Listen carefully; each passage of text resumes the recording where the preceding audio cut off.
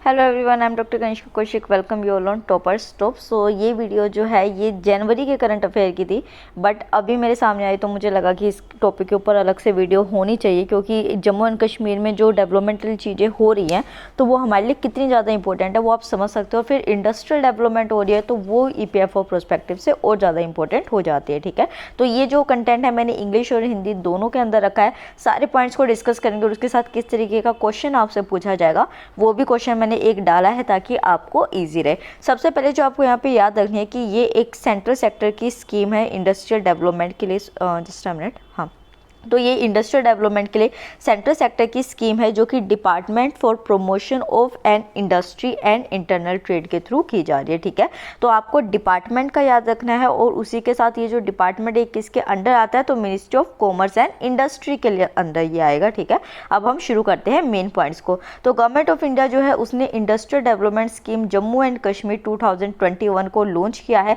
ताकि जो union territory है जम्मू एंड कश्मीर की उसके अंदर इंडस्ट्रीज की डेवलपमेंट की जा सके। सिंपल एक, ठीक है, ब्रीफ। अब आते हैं स्कीम के ऊपर कि स्कीम क्या है। यहाँ पे बेसिकली क्या है कि इंडस्ट्रियल डेवलपमेंट जो जम्मू एंड कश्मीर में की जाएगी वो की जाएगी ब्लॉक लेवल पे। ये वाला जो प्रीलिम्स का पॉइंट है आप याद रखेंगे, क्योंकि देखिए आप बेसिकली क्या देखते हैं, इंडस्ट्रियल डेवलपमेंट की बात की जाती है नेशनल लेवल पे, स्टेट लेवल पे, डिस्ट्रिक्ट लेवल पे, बट फर्स्ट टाइम ऐसा हो रहा है कि इतने ब्लॉक लेवल पे जाके, मतलब कि इतने ग्राउंड लेवल पे जाके जो है किसी चीज़ की डेवलपमेंट की बात की जा रही है। ठीक है, फाइनेंशियल आउटले जो है वो आपको इसका याद रखना है कि कितना फंड यहाँ पे प्रोवाइड किया जाएगा। तो ₹28,400 करोड़ रुपीस जो है इस स्कीम के लिए प्रपोज किए गए हैं। और उसी के साथ आपको टाइम पीरियड याद रखना है कि कितने टाइम पीरियड के लिए फंड अलॉट किया गया है। तो 2020-2021 से, मतलब अभी जो है इसको शुरू करके इसको 2036-37 तक लेके जाया जाएगा। तो आप देख लीजिए कि कितने लंबे टाइम पीरियड के लिए इस इंडस्ट्रियल डेवलपमेंट स्कीम को लॉन्च किया गया है। तो ये आपके एग्जाम प्रोस्पेक्टिव से कितनी ज़्यादा इंपॉर्टेंट हो जाती है। उसी के साथ जो मेन पर्पज़ है इस स्कीम का वो ये है कि एम्प्लॉयमेंट जो है वो जनरेशन हो सके, और उसी के साथ जो रीजन है उसके अंदर सोशो इकोनॉमिक डेवलपमेंट होनी बहुत ज़रूरी है। क्योंकि देखिए जब आर्टिकल 370 को हटाया गया था ना, मेरा खुद ये पर्सनल ये था कि अगर मैं किसी से डिस्कशन किया करती थी तो मैं ये कहा करती थी कि ठीक है आर्टिकल 370 तो आपने हटा दिया, बट अब उनके डेवलपमेंट का क्या। तो ये जो एक तरीके से डेवलपमेंट की जा रही है ये शायद उसी प्रोस्पेक्टिव से की जा रही है। तो यहाँ पे जो एम है वो रखा गया है कि डेवलपमेंट करनी है हमें इंडस्ट्री की। अब आपको इंडस्ट्रीज़ में एक चीज़ याद रखनी है कि सिर्फ मैन्युफैक्चरिंग सेक्टर जो है उसको ध्यान में नहीं रखा जा रहा, मैन्युफैक्चरिंग सेक्टर के साथ ही जो सर्विस सेक्टर है उन दोनों की डेवलपमेंट का काम यहाँ पे किया जाएगा। की फीचर्स की बात करते हैं तो यहाँ पे सिर्फ ये नहीं है कि इंडस्ट्रियल डेवलपमेंट की बात हो रही है, ब्लॉक लेवल पर बात हो रही है तो हम बड़ी इंडस्ट्रीज़ को लेकर चल रहे हैं। तो यहाँ पे लार्जर और स्मॉलर दोनों यूनिट्स को लिया जाएगा और उनके लिए जो डेस्टिनेशन होगी जम्मू एंड कश्मीर की उसको अट्रैक्टिव बनाया जाएगा। तो ये वाला पॉइंट भी आपको प्रीलिम्स के लिए याद रखना है। उसी के साथ जो है ये देखा जाएगा कि एंटायर यूनियन टेरिटरी जो है उसको कवर किया जाए, इंडस्ट्रियल ग्रोथ जो है वो बहुत सस्टेन और बैलेंस मैनर में हो। तो प्रीलिम्स के पॉइंट आप देख लिया आपने कि एक लार्जेस्ट स्मॉलर यूनिट का, दूसरा कौन से लेवल पे, ब्लॉक लेवल पे, कौन से टाइम पीरियड के लिए, चौथा पॉइंट आपका क्या बन जाएगा, कितना फंड प्रोवाइड किया गया है, और उसके साथ कौन कौन से सेक्टर्स को इंक्लूड किया गया है, तो मैन्युफैक्चरिंग एंड सर्विस सेक्टर। तो ये 5 क्वेश्चन जो हैं वो आपके यहीं से प्रीलिम्स के बन गए, 5 में से कोई भी आ सकता है और आगे जो डिस्कस करेंगे वो करेंगे। ठीक है,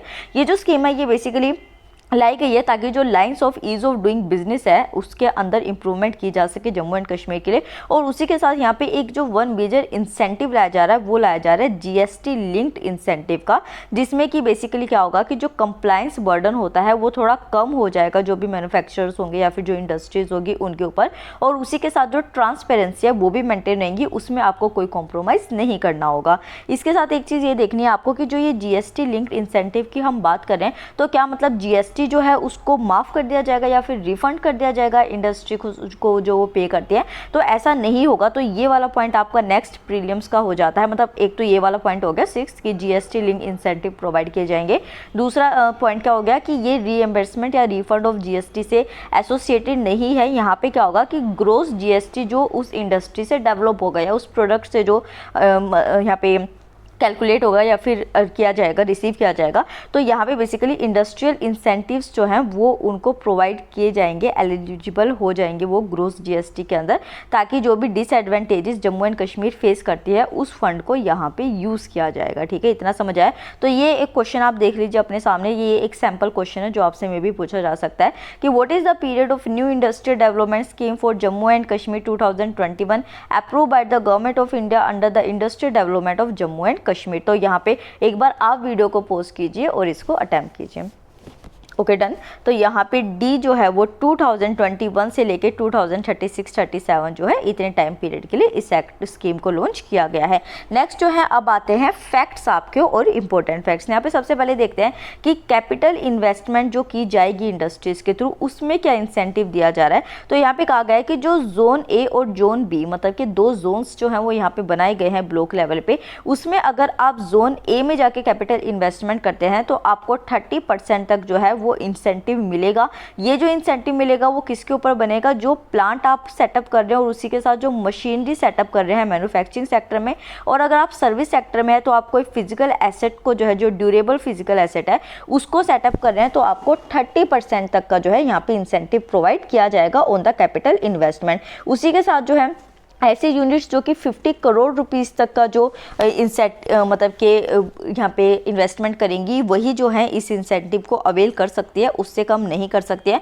उसी के साथ जो मैक्सिमम लिमिट रखी गई है जोन ए और जोन बी के लिए, तो जोन ए में ₹5 करोड़ रुपीस का इंसेंटिव लिमिट रखी गई है और जोन बी के अंदर जो है वो ₹7.5 करोड़ की रखी गई है। तो ये आप देख सकते हैं कि इंडस्ट्रियल रिलेशन से रिलेटेड या फिर जो डेवलपमेंट इशू है उससे कितनी जो ये जो वाली स्कीम है ये इंपॉर्टेंट है।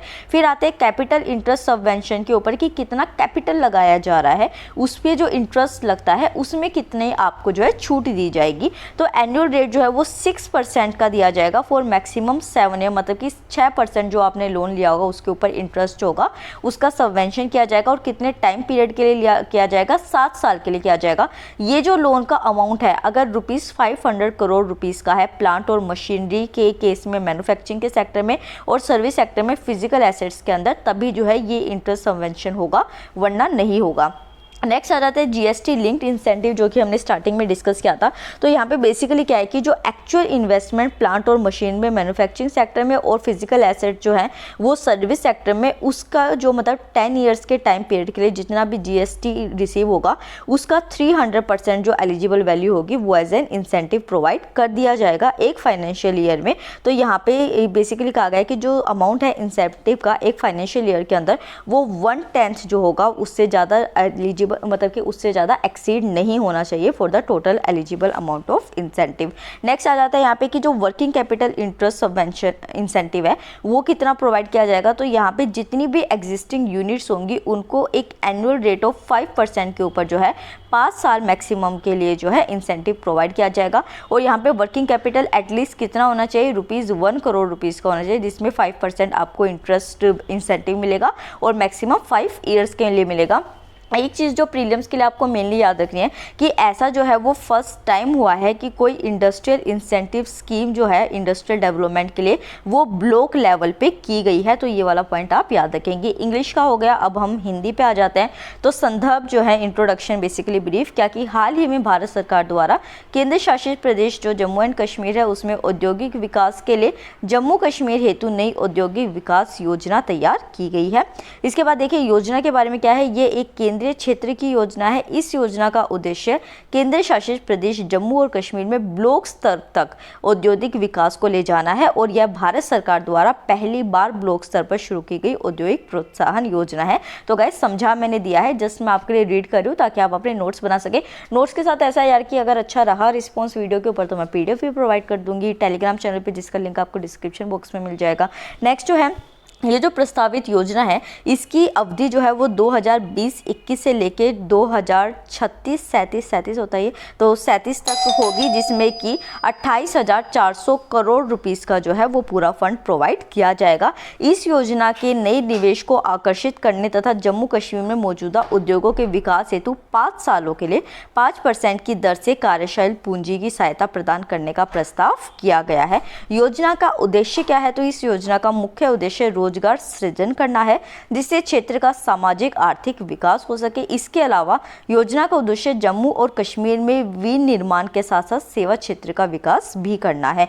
योजना की प्रमुख विशेषताएं क्या है, तो यह योजना छोटी और बड़ी दोनों तरह की इकाइयों के लिए आकर्षक बनाई गई है और उसी के साथ यह भारत सरकार द्वारा संपूर्ण केंद्र शासित प्रदेश में स्थायी तथा संतुलित औद्योगिक विकास के लिए किया गया एक प्रयास है। इस योजना का जीएसटी प्रतिपूर्ति या वापसी से कोई संबंध नहीं है, बल्कि केंद्र शासित जम्मू और कश्मीर के नुकसान की भरपाई के लिए कुल जीएसटी का इस्तेमाल औद्योगिक प्रोत्साहन की पात्रता निर्धारित करने में है। तो इसी के साथ जो है हम इस स्कीम को डिस्कस करते हैं। वीडियो कैसी लगी ये मुझे कमेंट सेक्शन में जरूर बताइएगा। वीडियो को लाइक कीजिएगा, चैनल को सब्सक्राइब कीजिएगा। Thank you so much.